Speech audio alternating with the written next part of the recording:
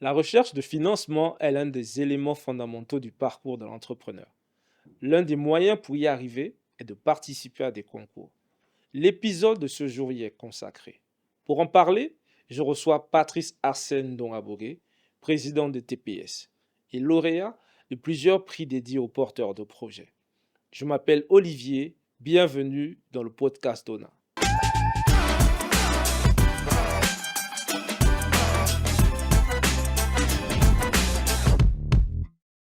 Comment tu vas?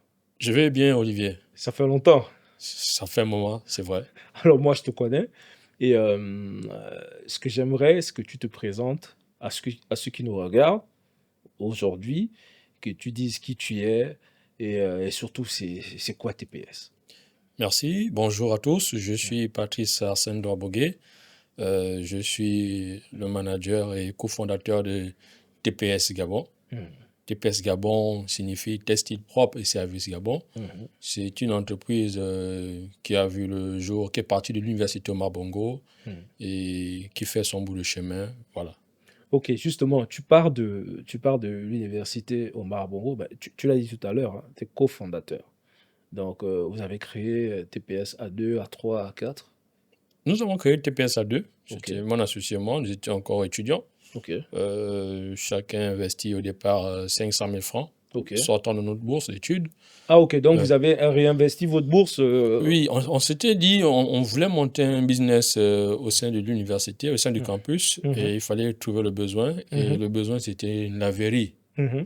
Donc, il n'y avait pas de laverie. Et chaque fois que les étudiants installaient les vêtements à la corde, soit ces vêtements étaient volés, Mhm. soit ces vêtements se trouvaient mélangés avec les vêtements d'autres Ok. étudiants. Donc, Mhm. il y avait un réel souci de pouvoir avoir une laverie qui traite très vite les vêtements et que Mhm. chacun rentre en possession de ses vêtements en toute sécurité. Ok. Donc, en gros, si je comprends bien, chacun de vous a investi 500 000 francs. Donc, en gros, 1 million. Vous lancez une laverie à l'université Omar Bongo Ndimba. Qu'avez-vous fait de ces 1 million? En fait, de façon pratique, qu'est-ce que vous avez acheté? Même si lorsqu'on dit laverie, on pense à machine à laver, surtout. On avait acheté à l'époque 3 machines à laver d'occasion, Ok. de type domestique. Ok. Et on s'était mis à faire des travaux dans un bâtiment qui nous avait été alloué par le Centre national des œuvres universitaires, Ok. comme ils m'ont appelé Nous. le Mhm. CENU. Ok. Donc, ils nous ont octroyé Un un espace. local, un espace Mhm. pour faire la laverie en question. Donc, il y Ok. avait beaucoup de travaux à faire. Il fallait monter un mur, il Mhm. fallait mettre le plafond, il fallait mettre une porte, Mhm. il fallait mettre des fenêtres. Donc, il y avait beaucoup de travaux à faire. Mhm. Et à un moment donné, les 1 million ne suffisaient plus pour terminer, C'est là où j'allais en venir, que voilà, tout ça avec 1 million. Ouais. pour terminer le chantier. Donc, Mhm. on se retrouvait Ah. embêté comme tout entrepreneur. Il Mhm. fallait chercher à poursuivre le projet. Et Mhm. voilà, c'est là la voiture a démarré. Sérieusement démarré, c'est cette époque-là. Ok, bon, on va rester à cette époque, comme tu dis. 1 million, il y a des travaux à refaire, il y a des travaux à faire. Et comment vous êtes sorti de cette situation? Vous avez remisé de nouveau, chacun a mis sa bourse en gage Non, bon, ce qu'on avait fait, dans un premier temps, on se disait, qui peut nous aider? Ok. Qui peut nous aider? On a commencé à aller auprès des gens. Mhm. Mais les gens ne trouvaient pas le projet aussi intéressant Intéressant, ouais. que nous le voyons. Mhm. Et après, nous sommes rapprochés d'un de nos enseignants du côté de l'Institut de gestion parce que nous sortons de l'école de gestion, donc Ok, l'Institut national des sciences de gestion. ok, Et l'enseignant nous a dit, bon, allez-y me monter un business plan. ok. C'était la première fois pour nous d'apprendre c'était quoi un business plan parce que de tous nos cursus, nous étions déjà en licence ou en master 1. Mhm. Nous, en formation initiale, nous ne suivons pas, on ne voit pas le business plan. C'est ceux qui sont en formation continue Mhm. et licence professionnelle, ce sont eux qui suivent ce business plan-là. Mais, excuse-moi, euh, euh, tu dis aucune notion concernant le business plan. Et à l'Institut de gestion, c'était quoi votre formation? La formation, bon, là, quand on était en licence, c'était licence finance comptabilité. Ok. Voilà, Ok. mais vous rentrez d'abord dans un truc générique, c'est le Ouais. tronc commun. Tronc commun. Vous Ouais. voyez toutes les matières, donc Mhm. marketing, voilà, Comptabilité. statistiques, comptabilité, Mhm. vous voyez toutes les matières. Mhm. Et c'est ce qui nous a permis, en fait, en réalité, de pouvoir vite nous en sortir sur le business plan. Ok. Ok. Donc, vous voyez votre professeur qui vous demande de faire un business plan. Et vous faites le business plan, je suppose. Oui. Et après, vous repartez vers le professeur. Après, on repart vers le professeur, il nous Mhm. demande de revoir un peu la partie financière, Financière. Ok. de retoucher certains éléments. Et Mhm. lorsqu'on a terminé de retoucher ces éléments, Mhm. nous sommes repartis vers lui. Mhm. Et de là, il nous a demandé d'aller voir quelqu'un où il travaillait avant, Mhm. parce qu'il était déjà à la retraite. Ok. C'était un ancien responsable de la Banque gabonaise de développement, La donc la BGD. BGD. Oui. Donc, et il nous a fait un mot. Mhm. Nous sommes allés avec le mot en question à la BGD et on a rencontré le monsieur. Il était directeur des PME. Ok. Le monsieur nous a dit, ce monsieur-là, nous ne pouvons pas dire non à ces requêtes. Ok. Parce que c'est une grande personnalité de la banque. Ok. Donc, s'il vous envoie, c'est qu'il croit réellement en vous. Mhm. Et on va essayer de voir comment on peut vous aider. Ok. Et on demandait à cette période-là 2 millions pour pouvoir poursuivre nos travaux. Ok. Et on a déposé le dossier et Mhm. nous sommes repartis. 6 mois après, ils nous ont relancé. 6 mois. Oui, pour nous dire que bon, c'est bon, vous Wow. pouvez venir, le crédit est accordé, vous avez 2 millions de francs CFA, Mhm. mais vous devez trouver un avaliste. Ok. Il y a toujours un mais. Il y a toujours un mais. Et maintenant, l'avaliste, Mhm. c'était le nerf de la guerre parce que personne ne voulait se porter garant Ouais, c'est 2 millions quand même. de Ouais. dire, bon, ok, Ouais. vous allez, j'assume, si vous n'arrivez pas à lancer votre Je activité, dois rembourser. nous allons Ouais. rembourser à votre place. Et finalement, comment ça s'est terminé? On n'a jamais touché 2 millions. Ok. Donc, On vous n'a n'avez pas jamais trouvé touché. d'avaliste. On Ok. n'a pas trouvé d'avaliste. Mhm. Donc, on n'a jamais touché les 2 millions de francs CFA en question. Mhm. Et là, je vous parle, nous sommes en 2013. Mhm.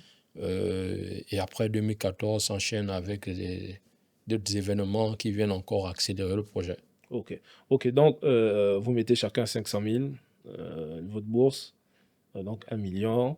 Vous voyez votre professeur qui vous accompagne dans la rédaction de votre business plan. Vous allez à la BGD pour solliciter un crédit, donc du financement. Vous ne trouvez pas d'avaliste. Et c'est quoi la suite? Vous n'avez pas d'avaliste, vous laissez tomber, il y a des travaux à faire. Vous retournez vers quoi? Ou vous retournez à vos études tout simplement? On faisait les deux en parallèle, en fait. Donc, Mhm. on a nos études, Mhm. mais en même temps, on cherche à Ouais. terminer le projet. Ok. Mais on arrivait déjà dans notre local, on voit des toiles d'araignée, ça commence un peu à prendre un coup. Ouais.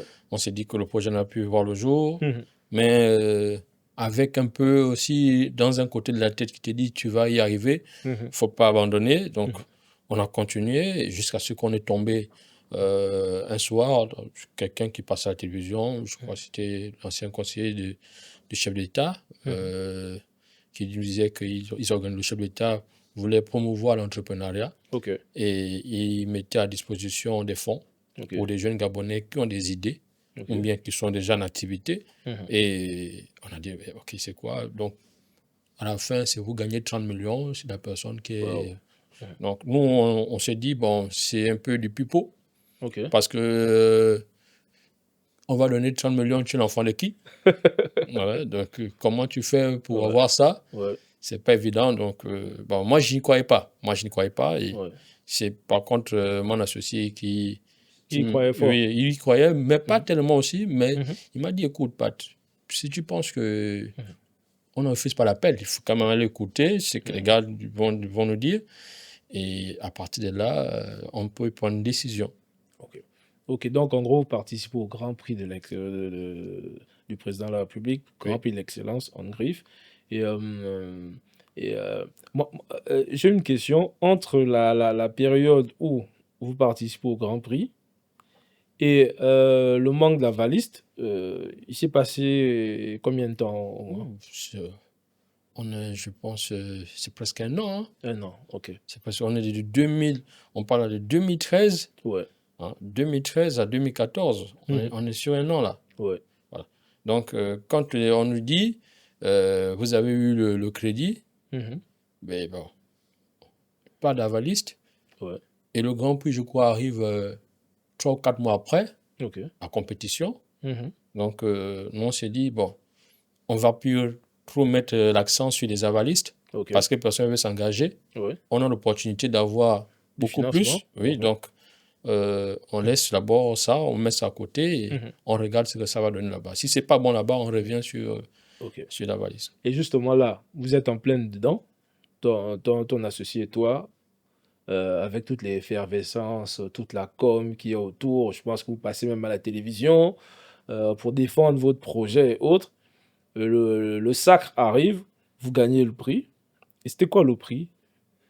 Oh, on gagne 2 prix. Ah, c'était deux. OK. On gagne 2 prix. On gagne le prix du public où on demandait aux Gabonais de voter pour l'entrepreneur Oui. qu'ils estimaient voilà, leur idée était bonne et qu'ils pensaient qu'ils pouvaient réussir dans le monde des affaires. OK. Donc, on gagne le prix du public. Donc, les Gabonais ont voté pour nous. Et c'était combien? Vous avez bénéficié d'une formation à GIE Gabon. OK. Vous avez droit à 2 téléphones portables. On avait aussi droit à une imprimante et un ordinateur. OK. Donc, ensuite, on gagne aussi, on fait partie des lauréats du Grand Prix de l'Excellence. OK. Donc, il y avait 15 primés. Chacun avait un montant bien défini selon ce qu'il demandait en fonction de son projet. Mais le seuil maximal, c'était 30 millions. C'était 30 millions. Voilà. Et nous, on avait demandé 30 millions. OK. OK, donc vous gagnez le prix. Vous gagnez le prix, ça passe à la télévision, vous passez à la télévision, vous gagnez le prix. En gros, votre vie doit changer. Votre vie doit changer parce que vous partez de financer vous-même à travers votre bourse. Vous vous retrouvez lauréat avec 30 millions de francs CFA. Là, que 30 millions, c'est pas rien. Vous avez mis combien de temps à lancer vos activités avec les 30 millions? Le prix, on gagne le prix en 2014. Les fonds, on touche les fonds en 2017. Attends, 2014, vous gagnez le prix, touchez les fonds en 2017. Oui. 3 ans plus tard. 3 ans plus tard. Ouais. Mais entre-temps, ce qui nous avait sauvés, c'était le prix du public. Nous sommes rentrés à l'incubateur GIE Gabon. Ce que les autres lauréats de notre catégorie espoir, donc ceux qui n'avaient que des idées, n'avaient pas pu bénéficier. Donc, ça nous a permis de continuer à travailler sur le projet, de continuer à le peaufiner et de l'améliorer avant de pouvoir le lancer. Donc, 3 ans après, c'était très difficile, mais on ne démarre pas avec les 30 millions au final. On va démarrer finalement avec 1 million, qui est un fonds d'amorçage que GIE Gabon va mettre à notre disposition. Attends, Patrice, excuse-moi. Vous gagnez 30 millions. Oui. Prix de l'excellence. Vous gagnez le prix du public. Formation GIE Gabon, ordinateur portable, imprimante, smartphone. 30 millions en 2014 et en 2017, vous recevez les 30 millions. Bon, vous ne recevez pas les 30 millions, en fait. J'aimerais bien que tu nous expliques à quoi devaient servir les 30 millions si vous les avez touchés sur votre compte bancaire ou le compte de l'entreprise, si l'entreprise était déjà créée ou pas. Et là, tu viens de me parler d'1 million que vous avez gagné ailleurs, via GIE, je crois. Oui. En fait, GIE nous disait ceci. Patrice, ça fait quand même un bon bout de temps que vous êtes dans ce projet-là. Vous ne l'avez jamais lancé. Donc, on pense que si l'argent ne vient pas, vous êtes obligé de démarrer.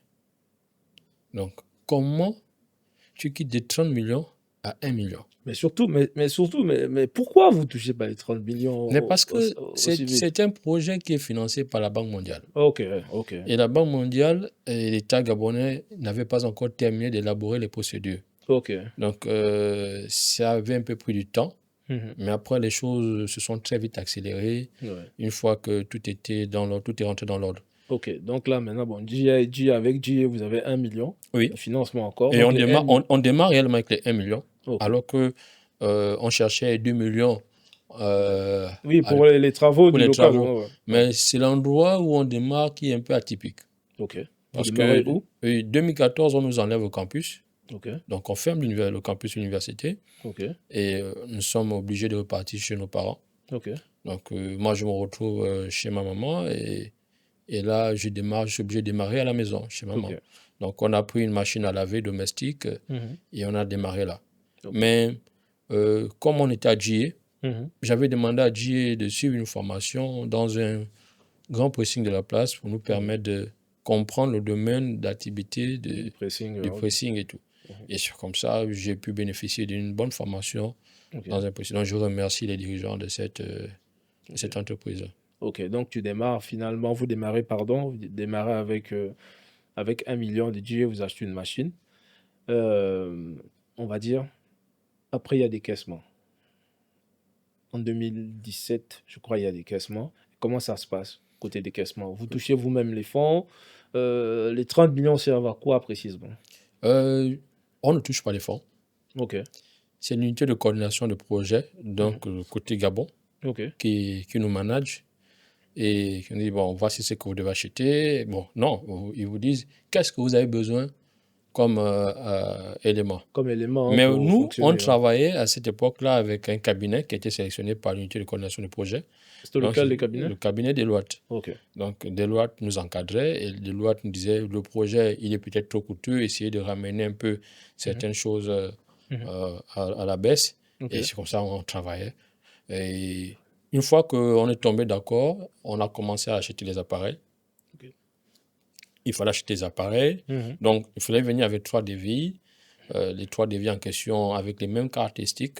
Donc, mhm, ce n'est pas des devis où une machine, vous allez voir sur un devis, c'est 5 kilos, l'autre c'est 10 kilos. Non, ce sont les mêmes caractéristiques, les mêmes mhm, tambours, donc ainsi de suite. mhm, Ensuite, il fallait faire des travaux. Il fallait trouver déjà un local mhm, et faire des travaux. Donc, là, tout ça, une fois, vous dites, j'ai trouvé un local, vous dites, c'est où, ils viennent voir. Si on tombe d'accord, alors il mhm, faut payer le local, il faut faire les agencements du local pour que ça soit adapté mhm. à ce que vous rêvez comme activité. Ok. Donc, tout ceci est financé dans les 30 millions. Les travaux d'électricité, les travaux d'achat de compteurs triphasés, c'est des Mhm, gros compteurs. Donc, on a des machines de type industriel qui viennent de l'étranger. mhm.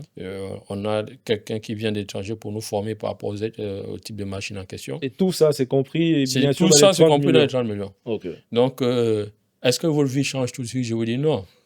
Parce que votre argent est là pour un projet. Ok. Votre argent n'est pas là d'abord pour vous satisfaire. C'est le projet maintenant qui doit vous permettre de changer de dimension. Ok. Ok. Euh, j'ai envie de dire, pourquoi démarrer tout de suite avec de grandes machines de type industriel et pas continuer? Parce qu'en fait, je prends comme exemple euh, les blanchisseurs de quartier. Ouais, un peu les blanchisseurs de quartier. Pourquoi passer des machines domestiques à des machines industrielles? On pense que, bon, aujourd'hui, avec du recul, on pense qu'on ne devait pas faire ça. Ok. Mais vous savez, quand on est entrepreneur, on essaye. Ouais. Si c'est bon, allez, on poursuit. Si c'est pas Ouais. bon, on comprend qu'on a fait une erreur, il faut Ouais. la corriger. Ouais. Donc, ça a été l'une des décisions que nous Mhm. avons eu à prendre qui n'a pas été bien mûrie. On s'est laissé influencer par ce qu'on a vu quand Ok. nous sommes allés en formation, je pense. Ok. Et ça nous a... Galvanisé, oui, oui. Voilà. Mhm. Donc, derrière, quand on démarre la cuisine de ma mère, Mhm. on arrive à faire 4 222 000 francs de chiffre d'affaires. Ça, c'est mensuel ou bien dans l'année? Dans l'année, bon, Ok. on a fait, c'était 6 mois. Ah, ok. C'est-à-dire, on prend là du 7 avril 2016 Mhm. à fin décembre 2016. Ok. Donc, on arrive à faire 4 millions de chiffre d'affaires. Mhm. On s'est dit, mais bon, on pouvait aussi mieux organiser Mhm. avec des appareils Plus domestiques plus performant. performants, tout Mhm. cela. Mais bon, on avait déjà fait les commandes, c'était déjà parti. Ok. Mais j'ai une question qui me taraude l'esprit en parlant de pressing. Euh, quels sont les appareils qui coûtent le plus cher dans le pressing? Ce sont les machines uniquement, le fait à repasser. Bon, les machines, on sait que c'est des machines de type industriel, c'est assez costaud. Mais en dehors des machines à laver. Quels sont les outils qui coûtent le plus cher? Ah, ça dépend. Déjà, si vous voulez avoir un vrai pressing de type industriel, surtout ce que l'on voulait faire, c'était une blanchisserie. Oh, ok. La blanchisserie est spécialisée pour l'hôtellerie Ok. ou pour les hôpitaux. Oh, donc ça, c'était vos cibles. C'était nos cibles, Ok. en fait. Donc, c'est pour cette raison on avait besoin de gros appareils. Ok. Nos cibles, ce n'était pas les ménages. Ok. Mais au finish, on a lancé avec les ménages. Il fallait poursuivre avec les ménages avant Vous avez de quand même fait 4 trouver, millions. oui, avant de trouver notre clientèle cible. Ok. Mais chose qu'on n'a pas pu avoir. Ok. Et Mais voilà. j'ai une Maintenant, question. oui, par rapport à la question que tu posais, tu demandais si tu C'était peux. plus cher. Qu'est-ce qui était plus cher? Vous avez les machines à laver déjà, Mhm. en fonction du nombre de kilos, Mhm. qui vous coûtent, ça peut aller entre 4 à 9, 10, peut-être plus de millions. Ok. Vous avez aussi, si vous êtes dans le blanchisserie, vous avez aussi des machines comme les calandres. C'est des machines qui vous permettent de repasser des draps. Oh, Voilà. ok. Ça va encore un peu plus. Ça part dans les 11, 12, 13 millions. Voilà. Donc, on parle véritablement ici de gros investissements Ouais. parce que la rentabilité aussi est certaine. Ouais. Mais le problème qu'on rencontre là-dedans, c'est l'énergie. Ok. Parce que le coût de l'énergie est excessivement élevé. Vous pouvez vous retrouver avec des factures de 1, 2, 3 millions en un Donc, mois. plus la machine est grande, plus elle consomme. Oui, plus la machine est grande, plus vous l'utilisez aussi, Oui. plus la facture est salée, quoi. Ok. Mais voilà. Mais si vous avez une bonne clientèle qui vous fait rentrer à peu près 500 draps jour, vous n'avez pas de problème. 500 draps jour, en termes de pognon, ça fait combien 500 draps jour? Bon, là, ça veut dire il faut calculer le prix du drap que vous faites au client. Ok. Le client, maintenant, vous allez vous entendre. Si vous dites, bon, moi, je vous donne 500 draps, par exemple, à 500 fois le drap, l'unité. Ok. Et là, maintenant, vous faites les calculs sur le mois, combien ça revient. Ok. Maintenant, moi c'est plus par rapport. Je veux vraiment que tu me parles de la côté accompagnement. Parce que j'ai vu, il y avait Deloitte, il y avait également un comité de suivi du J aussi projet. était là, oui. Ok, J est également là. Est-ce qu'il y a eu un accompagnement en termes de stratégie? Parce que tu as dit tout à l'heure que si c'était à refaire, tu ne serais pas parti forcément vers de grosses machines. Est-ce qu'il y avait un accompagnement en termes de stratégie? Parce que si tu dis qu'au final, l'idée c'était d'ouvrir une blanchisserie. Et qui dit blanchisserie avec des appareils aussi lourds, ça veut dire travailler avec le top du top des clients. Au niveau des Libreville, donc des grands hôtels et tout ce qui va avec. Est-ce qu'il y a eu une approche stratégique des organisateurs, par exemple, pour vous ouvrir des portes des plus grands hôtels de la capitale? Et là, tu as tout dit, en fait. Tu as tout résumé, c'est ouvrir les portes. Ouais. Et ça, c'est mon souci avec les incubateurs. Okay. C'est qu'ils ne savent pas accompagner, ils ne savent pas faire l'accélération des projets. Ok. L'amont est très bien. On te forme, on te dit voici ce que tu dois faire, voici ce que tu dois pouvoir mettre en application, il faut connaître ça. C'est comme si tu étais encore en classe, en fait. Okay. Mais là, tu n'es pas dans la réalité. Tu n'es pas sur le terrain, tu n'es pas dans le business. Mais une fois que tu lances le business, on te dit c'est parti. Et les incubateurs que je rencontre te disent non, c'est fini, tu as lancé. Et tu ne peux plus être dans nos programmes. Mais là, dans ce cas, tu es comme un poussin qui vit au monde et qui est abandonné par sa mère. Et un poussin qui a que 2 jours. Je ne sais pas s'il pourra vivre sans sa maman. Il a besoin d'une couveuse. Or, l'entrepreneur qui démarre, qui n'a jamais fait de l'entrepreneuriat, qui n'a jamais su c'était quoi développer le business, il ne sait pas comment il faut entretenir ses équipes, comment il doit les challenger chaque jour, comment il faut maintenir la confiance avec les clients, comment il doit négocier avec les clients, comment obtenir des marchés. Et surtout pouvoir avoir l'opportunité de rencontrer ces clients-là et de les convaincre. Et puis, le label, c'est l'incubateur. Parce que l'incubateur se porte garant. Et l'incubateur, si nous, on avait... le souci qu'on avait, par exemple, c'était... Les hôtels nous disaient, vous n'êtes pas assez équipés. Donc, les 30 millions ne suffisaient pas. Donc, il vous manque une machine, une calandre. pour repasser les draps. Mhm. Votre séchoir, c'est un séchoir de 23 kilos. Il Mhm. vous faut à peu près encore 2 autres. Mhm. Il vous faut encore une machine à laver. Mhm. On avait une machine de 25 kilos. Il faut encore une deuxième machine à laver de 25 Mais kilos. justement, à ce moment-là, est-ce que Deloitte et GIE et autres ont pris le recul, bon, pas systématiquement le recul, en fait, quelle était la position de Deloitte et GIE face au retour de ses clients? Non, là, ils nous ont déjà lâchés. Ah, ok, Là, ils nous ont déjà lâchés. Ils sont ok, partis. ok, Eux, leur accompagnement était en amont. ok, Or, il fallait avoir un accompagnement aussi en aval. ok. Voilà. Et c'est l'aval qui a manqué. Et si vous voyez beaucoup d'entrepreneurs gabonais, Mhm. de jeunes entrepreneurs gabonais tomber, c'est l'aval en fait. Ok, Parce qu'ils n'ont pas le suivi, l'accélération qu'ils doivent avoir pour ok, que leur projet puisse se maintenir. ok. Si nous, on avait eu un accompagnement en aval, donc c'est-à-dire qu'on a déjà démarré, Mhm. et là, on a l'incubateur qui nous dit les chiffres sont où, les équipes, comment vous les jetez, tel management, comment vous le faites, telle formation, est-ce que vous l'avez suivi, ainsi de suite, ainsi de suite. Là, je vous avoue, vous avez une team qui est prête à exploser dans le monde du business. Mais vous ne l'avez pas. Donc, vous faites quoi? Vous fonctionnez avec votre instinct. Mhm. Et en business, on ne fonctionne pas avec l'instinct. Donc, tout doit être calculé, tout doit être mesuré, tout doit être analysé.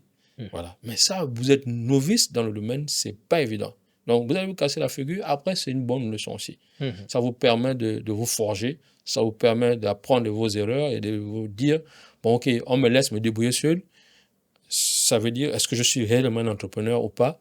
Qu'est-ce que je dois faire pour me challenger, pour me réveiller? Et il y a des moments où c'est dur, il y a des moments où ça va, et ainsi de suite. Qu'est-ce que je dois faire? Je dois me renouveler, je dois changer de perspective, je dois changer de paradigme. Nous avons reçu aujourd'hui Patrice Arsène Norabogué qui nous a partagé son expérience de lauréat du Grand Prix de l'expérience, du Grand Prix, pardon, de l'excellence, prix Tono et Lumelu également. Oui, Tony Lomelu et Également des Junior Achievement et qui a également accompagné des jeunes du qui sont lycée sortis de champions Lomé, d'Afrique, oui. qui ont terminé champion d'Afrique en Afrique du Sud. Et donc, on te remercie, Patrice. Merci d'avoir consacré du temps dans le podcast et je te souhaite bon vent pour la suite. Merci infiniment, Olivier. C'est moi qui remercie aussi tous les spectateurs qui suivent et j'espère aussi que demain ils vont réussir dans leur projet. Merci, Patrice. Allez, ciao, ciao et à la prochaine.